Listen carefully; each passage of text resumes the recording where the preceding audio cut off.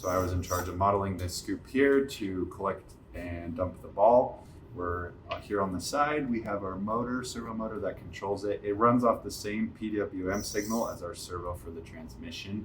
So we included the MOSFET here. So after the ball is delivered, we can cut power to our motor, which then allows us to do our transmission. If we were to go back and change it, currently we have it turn off the line to do ball delivery. We think it would be easier to just stay on the line and then deliver the ball from there.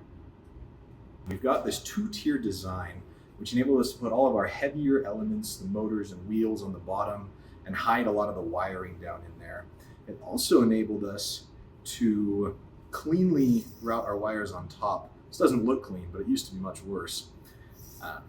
If we were to change the design, I think a PCB would have done a really good job of keeping it clean. But we're really proud of the way it turned out. We also have these buck converters here that enable us to get a constant voltage from just one battery in both a 3.3 and a 5-volt supply. As you can see in the front here, we have three QRDs, but we don't actually use the middle one. The line following logic is based off of just these two side QRDs. We also add the third QRD off to the side here to be able to detect junctions.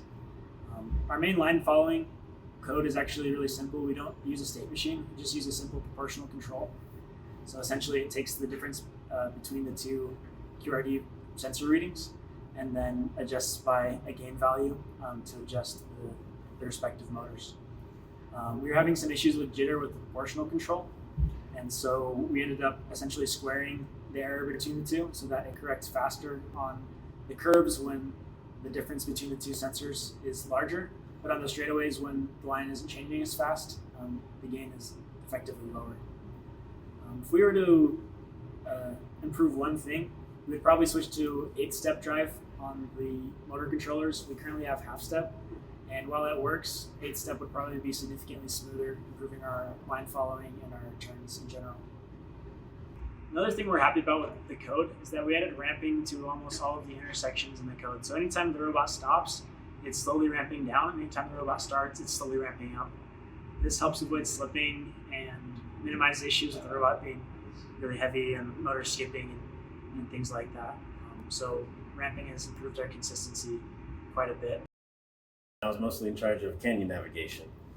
Some important trip decisions that we made were to use a sharp IR sensor as an analog sensor for the front of our robot. We wanted to be able to know exactly how far away from the wall we were, as well as in the canyon, as well as in other parts of the course.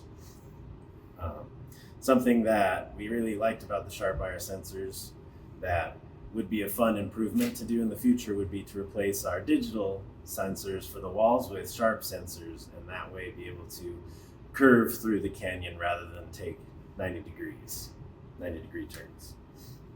An important decision that we made for our photodiode sensors, namely our sample detection photodiode and our two transmission sensor photodiodes, was to 3D print shrouds to cover them with.